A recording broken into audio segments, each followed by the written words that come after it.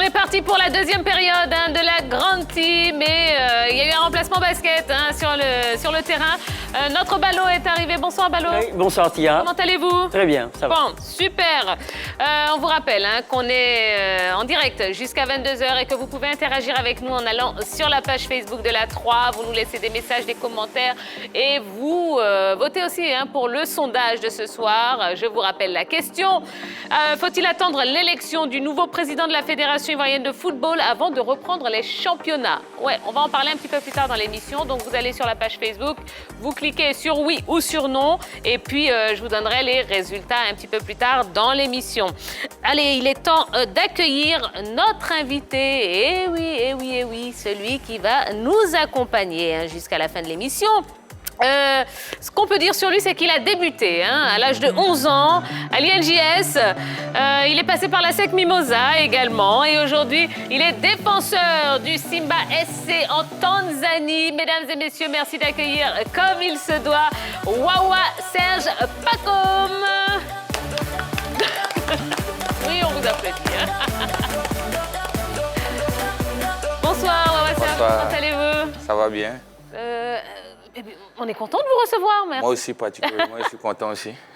Bon, comment se passe le séjour à Abidjan? Ouais, le séjour se passe bien, très bien. D'accord, vous êtes là depuis combien de temps? Depuis maintenant 6 jours que je suis là. Ouais. Vous profitez bien du pays?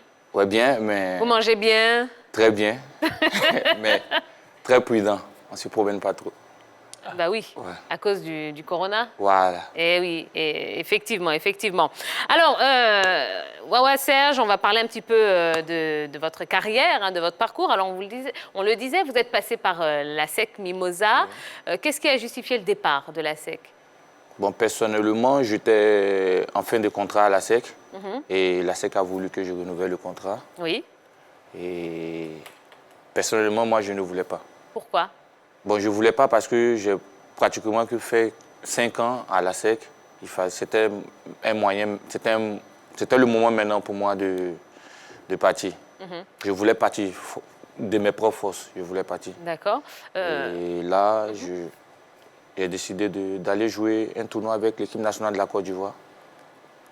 Donc c'est là-bas, quand je suis arrivé, que j'ai eu le contrat et j'ai préféré rester là. Le contrat pour la Tanzanie? Oui, pour la Tanzanie. Alors comment ça se passe là-bas? Bien, très très bien. Vous êtes heureux? Beaucoup. Mais pourquoi le choix de la Tanzanie? Parce que ça paraît quand même...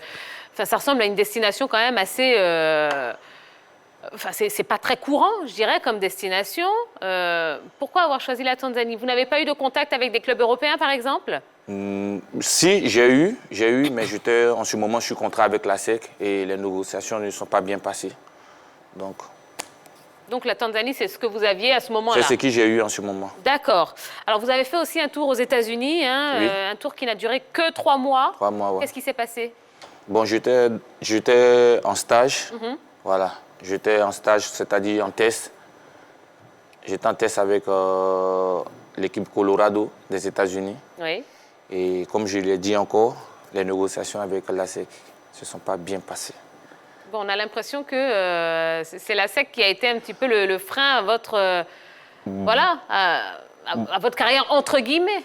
Je ne peux pas dire que c'est la SEC, parce que la SEC m'a beaucoup aidé. Je ne peux pas dire que c'est la SEC. La SEC m'a beaucoup aidé.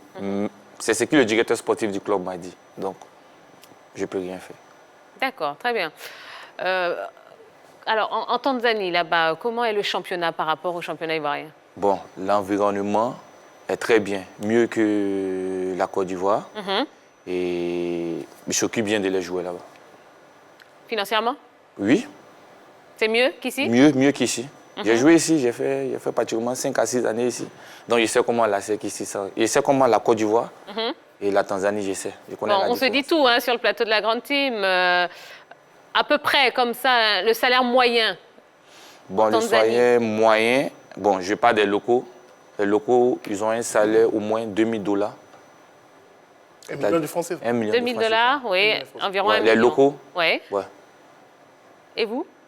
Non, ça c'est perso. Mais quoi, on s'est dit tout, hein? Non, c'est perso. Henri, Déjà, avec votre équipe de Simba, vous avez joué les compétitions au niveau de l'Afrique, des compétitions de clubs, hein, bien sûr. Déjà, cette expérience, comment ça s'est passé? Comment vous l'avez vécu?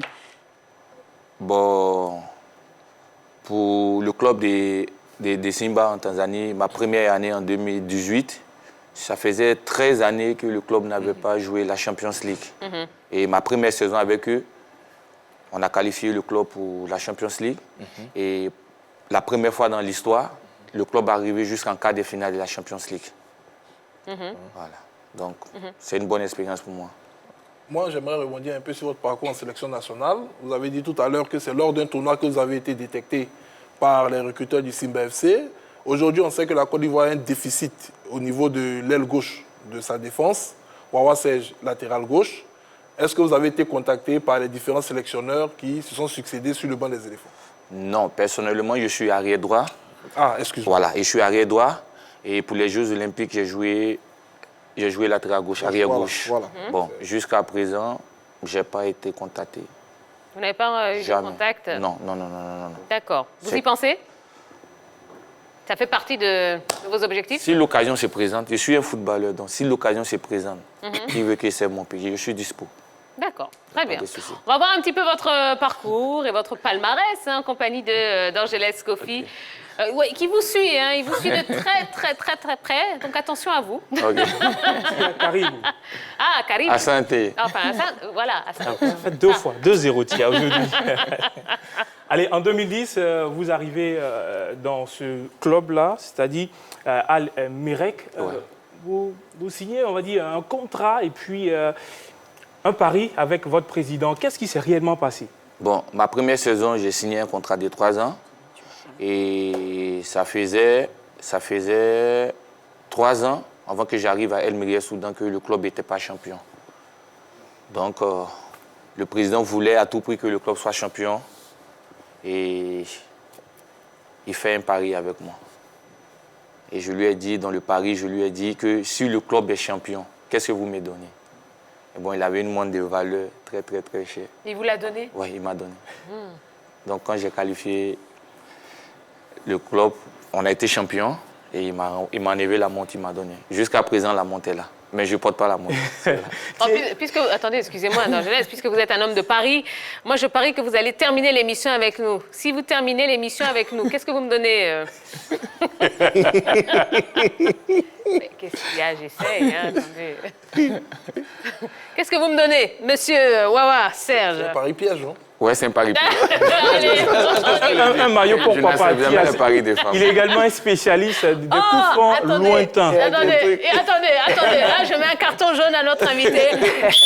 Vous n'avez peut-être pas entendu ce qu'il a dit. Il a dit « Je n'accepte jamais les paris avec les femmes ». Voilà, merci beaucoup. Toute la gente féminine vous aura entendu, monsieur Wawa Serge. Tiens, il va me donner un maillot à la fin. Il est également spécialiste des coups francs lointains. Quel est votre secret? 40 mètres, 50 mètres, Tia, il marque facilement. Ouais.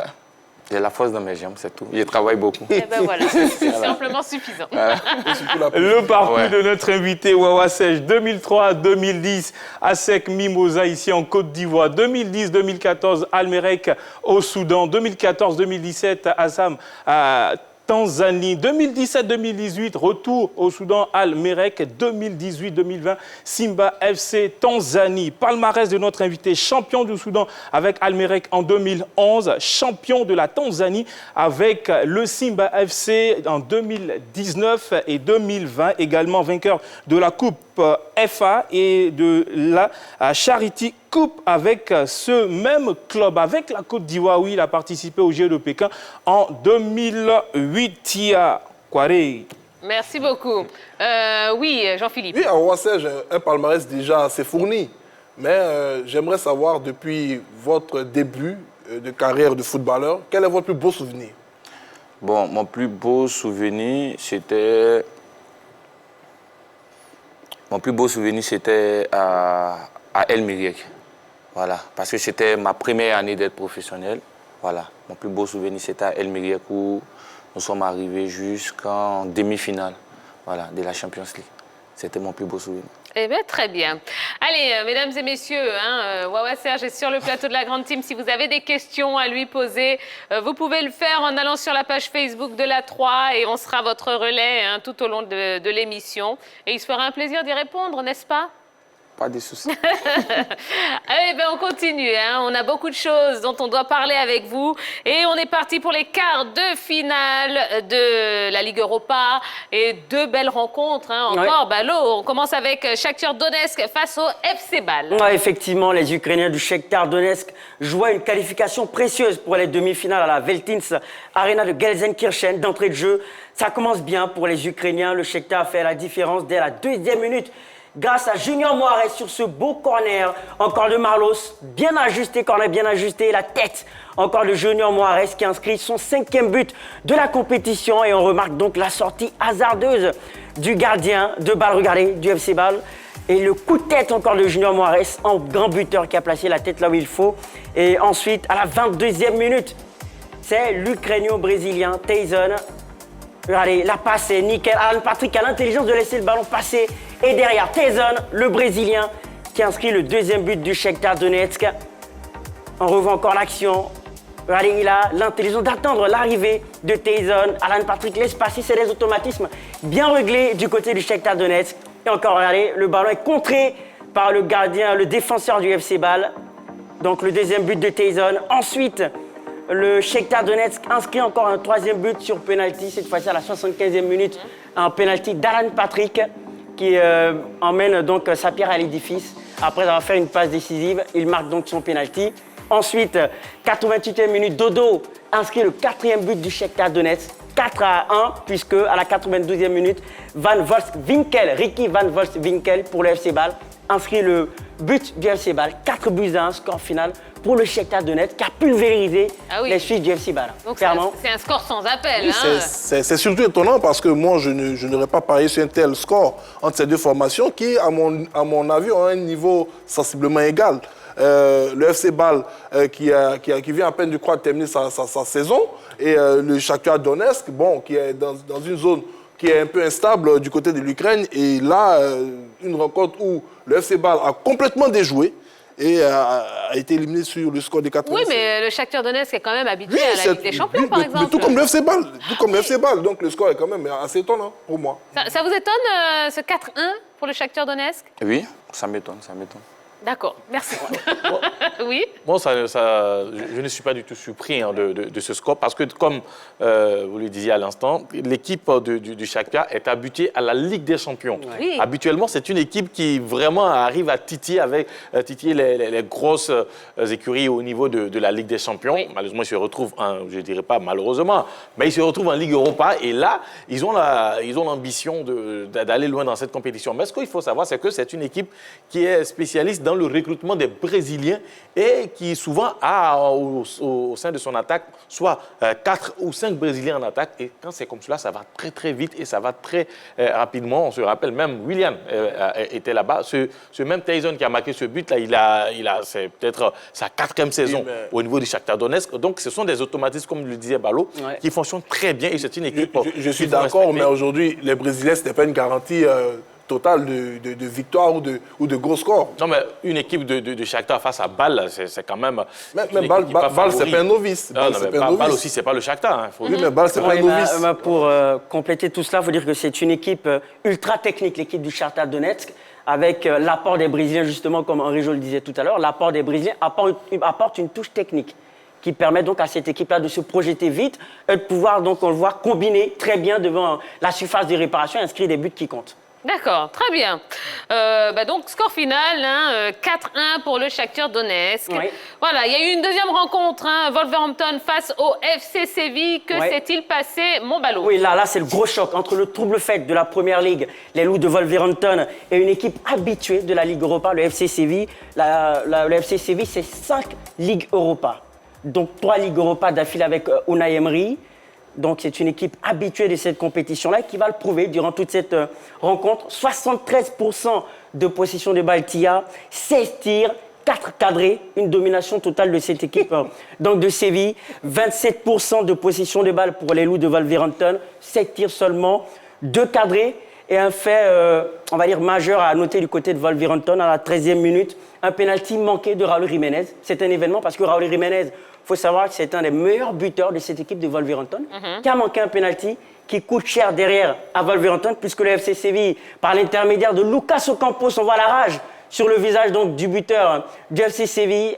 Un corner bien combiné, le centre dans la foulée, la tête de Lucas Ocampos, une tête croisée qui permet donc au FC Séville de s'imposer face à Wolverhampton et de se qualifier pour le tour suivant. Réaction, Henri Jo. Comme je le disais, c'est une équipe habituée, déjà remportée 5 fois, 3 fois d'affilée avec Unai Emery, et qui a envie d'aller loin dans cette compétition. Donc moi, je ne suis pas surpris de voir l'équipe de Séville battre Wolverhampton, qui, c'est vrai, a été un trou fait du côté de l'Angleterre, mais à ce niveau de la compétition, les équipes expérimentées arrivent à toujours sortir la tête de l'eau. C'est ça, hein. Et puis quand on voit la possession de balle, 76%. Hein. Moi, ça ne m'étonne pas, parce qu'ils sont coachés par l'ancien technicien du Real de Madrid, qui était sur le banc de la sélection espagnole et qui adore Lopetegui, qui adore tout simplement ce style de jeu, la possession. C'est ce qu'il avait emmené du côté du Real de Madrid, mais malheureusement la mayonnaise tardait à prendre et le Real s'est pris une sacrée de culotté face au FC Barcelone, ce qui avait occasionné son départ. Il a retrouvé un point de chute du côté du FC Séville, il est reparti avec sa philosophie. Et là, ça paye, mais ça paye moyennement parce que 76% de possession de balles, 73. Je leur donnais 3%. Ben non, 73, c'est déjà beaucoup. 16 tirs pour un but. Non, mais il faut savoir qu'en face, donc 4 tirs cadrés. L'équipe de Wolverhampton défend très bien en Première Ligue. Elle fait partie des meilleures défenses au niveau de la Première Ligue. Donc, avoir 4 tirs cadrés aussi sur 76 tirs, c'est aussi dit qu'ils étaient face à une bonne défense. Donc, voilà. Oui, ben, c'est regrettable pour cette équipe de Wolverhampton qui m'a vraiment séduit durant toute cette Première Ligue que j'ai eu la chance de commenter sur les antennes de la 3. C'est une équipe très courageuse, bonne défensivement, mais aussi qui a des atouts offensifs tels que Raúl Jiménez, avec un entraîneur très charismatique, talentueux, Nuno Espirito Santo. Donc c'est dommage de les voir tomber à ce niveau de la compétition. On aurait aimé les voir surclasser, pourquoi pas, cette équipe de Séville, mais qui tombe malheureusement à cette étape-là. Mais c'est une belle équipe de Wolverhampton qui a fait une magnifique saison en Première Ligue et en Ligue Europa. D'accord, oui. Et pour revenir sur ce que j'avais dit hier concernant les favoris. Les demi-finales, oui. C'est plutôt Manchester United qui va rencontrer Séville et l'équipe de Shakhtar Donetsk rencontrera l'Inter de Milan. Donc, allez jusqu'au bout allez jusqu'au bout. Donc, oui, voilà, il a dit à ma place. Non, je vous écoute. Donc, c'est un mea culpa, voilà. Puisque excusez-vous tout simplement. Donc, qui avait raison? Le mot a du mal à sortir. Regardez-moi, c'est grand garçon. Mais il y a les cartons. Attends, je vais regarder la caméra. Donc, c'est Tia qui a fait raison. Ah, merci beaucoup. Merci infiniment. Mais il y a un fait quand même, c'est que ces demi-finales vont concerner 4 clubs de 4 pays différents. On sait que ces dernières années, il y a certains pays qui polarisaient tout simplement les demi-finales, les finales, voire même les quarts de finale de ces compétitions européennes. Je le disais, ce nouveau format risque de donner quelques idées à l'UEFA. Très bien.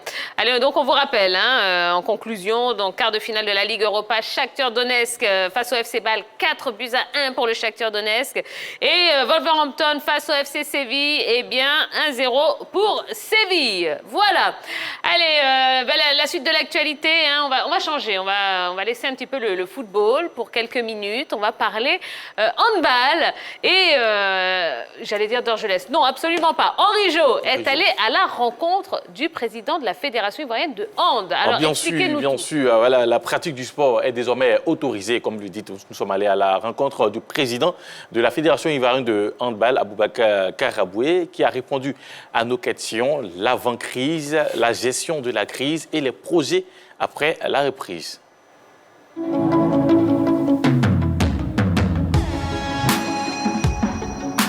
Dr Karabou Aboubakar, président de la Fédération ivoirienne de handball. Avant la crise sanitaire, on avait terminé les compétitions et on avait organisé la première édition des Awards du handball ivoirien.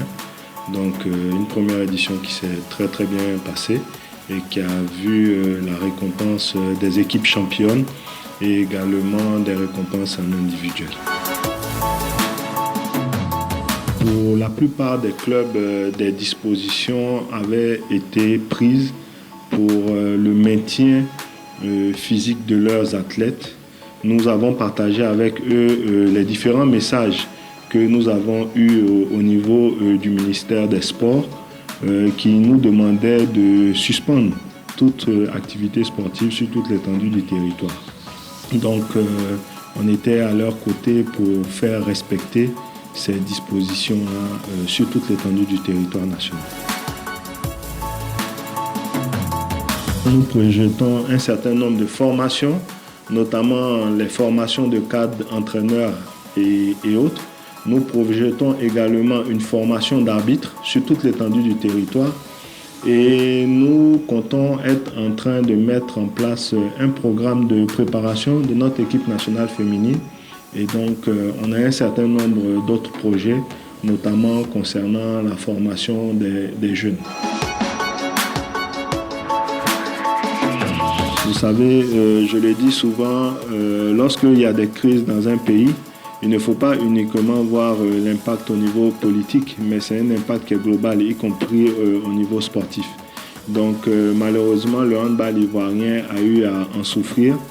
Et donc, on a perdu beaucoup de dirigeants, de grands dirigeants.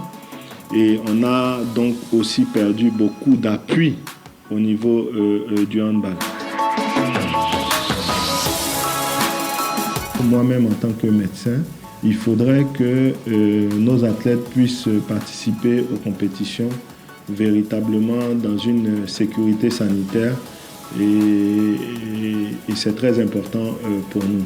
Donc la fédération accompagnera en termes de préparation et également, comme ça a toujours été, l'État a toujours aussi joué sa partition en termes de participation de ces équipes-là aux compétitions africaines.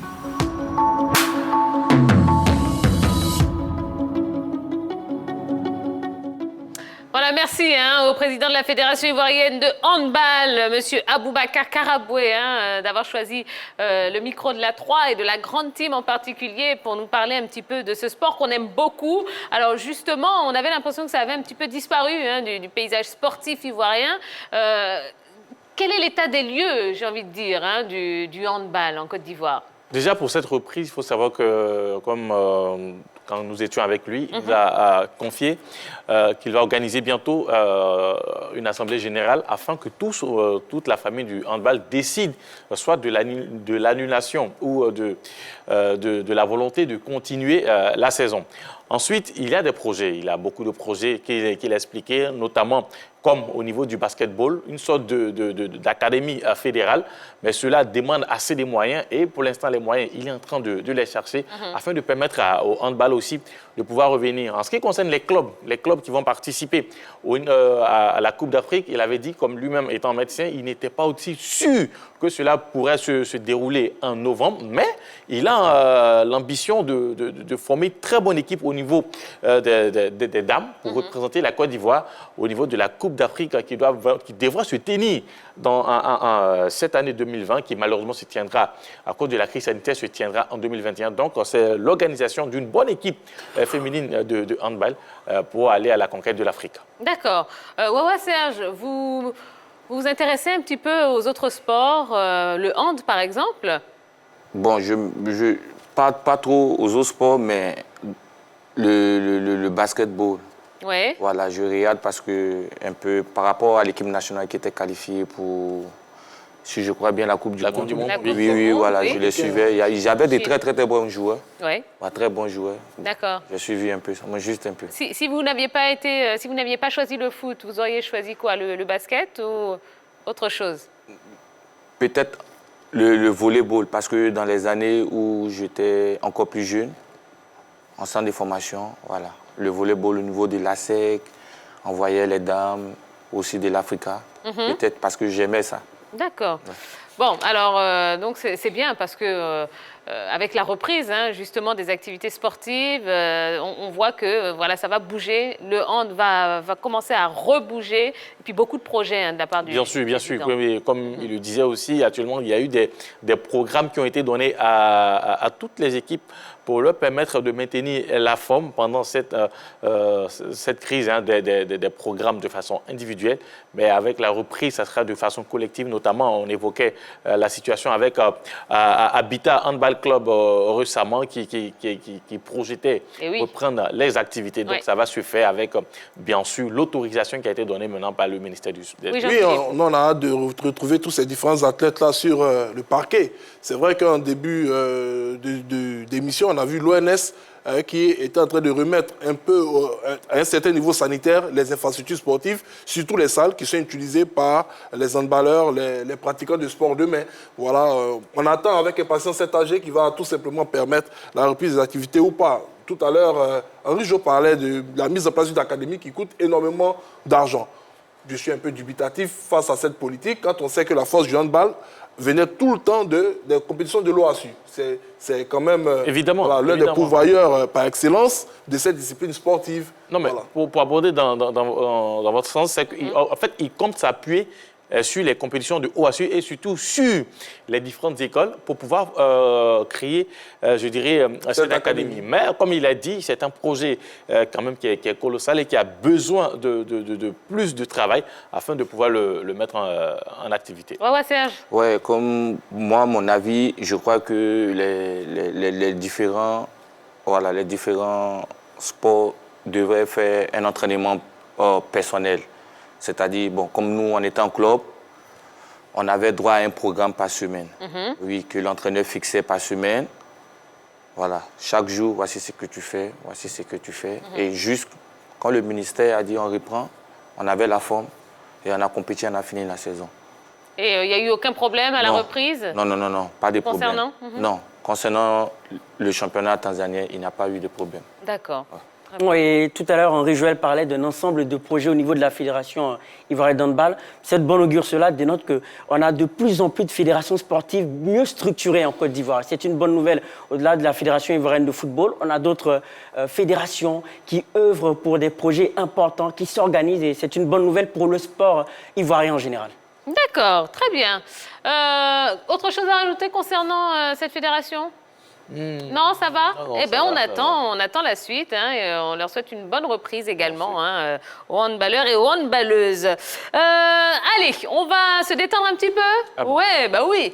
Ouais, Serge, parce que dans notre émission, c'est vrai qu'on parle beaucoup de sport, mais on s'amuse. Et là, j'ai une petite déconnade à vous proposer.